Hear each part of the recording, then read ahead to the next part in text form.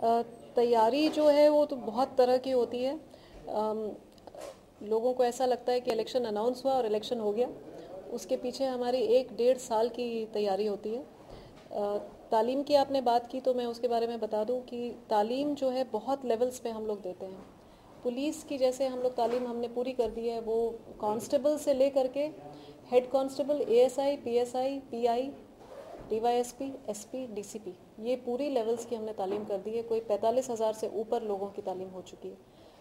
अब non police side पर अब आप आइए तो 45,000 तो हमारे बूथ लेवल ऑफिसर्स ही हैं, इनकी तालीम हो गई है। 5,000 से ऊपर हमारे सेक्टर ऑफिसर्स हैं, फिर हमारे एआरओ हैं, returning officers, district election officers, nodal officers, expenditure management के पूरे जितने ऑफिसर्स हैं, मॉडल कोड ऑफ कंडक्ट के ऑफिसर्स, सबकी तालीम पूरी हो गई है। और कमीशन ने इस बार खास हम लोग को कहा था कि जो लोग फर्स्ट पोलिंग ऑफिसर या प्रिसाइडिंग ऑफिसर की तरफ पोलिंग स्टेशन पे इस बार जाने वाले हैं, उनकी तालीम हम हैंड्स ऑन ईवीएम की कराएं।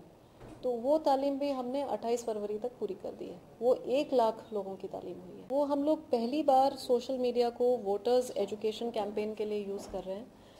और पिछली बार हम लोगों ने देखा था कि पॉलिटिकल पार्टीज यूज़ करती हैं, तो हमें लगा कि हमको भी इस्तेमाल करना चाहिए, क्योंकि इसकी रीच बहुत ज़्यादा है, खास करके यूथ, अर्बन यूथ, और वो यूथ जो मोबाइल फ्रेंडली बहुत है।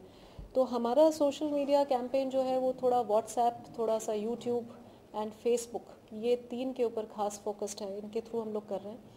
और आने वाले दिनों में आप देखेंगे हम लोग जो हमारे छोटे मोटे कार्यक्रम भी हैं उनका भी हम यूट्यूब पे डाल रहे हैं। छोटी छोटी एजुकेशनल चीज़ें हम लोग यूट्यूब पे डालने की कोशिश कर रहे हैं और व्हाट्सएप के थ्रू लोगों तक पहुंचाने की कोशिश कर रहे हैं।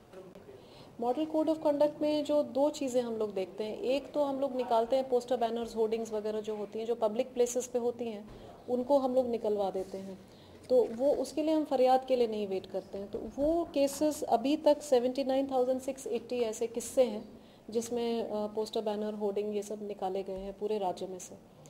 उसके अलावा जो केसेस आते हैं जो कंप्लेंट के बेसिस पे होते हैं, या फिर हम लोग सुओ मोटो कॉग्निजेंस लेते हैं, तो ऐसी 18 फरियादें हुई हैं। उन 18 फरियादों में 2 केसेस में एफआईआर हुआ है। और आपको जैसा कि पता है, एक केस तो 6 तारीख का गांधीधाम का है, जो लाउड स्पीकर के यूज़ का वायलेशन हुआ था आम आदमी पार्टी का। और दूसरा केस जैतपुर का है, जिसमें कुछ बीजेपी के वर्कर्स ने भंग किया था कुछ डिस्ट्रिक्ट मैजिस्ट्रेट के प्रोहिबिटरी ऑर्डर्स का। और ये 18 केसेस में से 15 केसेस का निकाल भी आ गया है। हाँ जी, बाबा रामदेव जी का एक कंप्लेंट ये आया है कि उन्होंने कुछ पॉलिटिकल स्पीच दी थी अपने योगा के इवेंट में। उसकी इंक्वायरी करने को हमने कलेक्टर, जो डिस्ट्रिक्ट इलेक्शन ऑफिसर होता है, उनको कहा है, और उनकी रिपोर्ट अभी हम अवेट कर रहे हैं।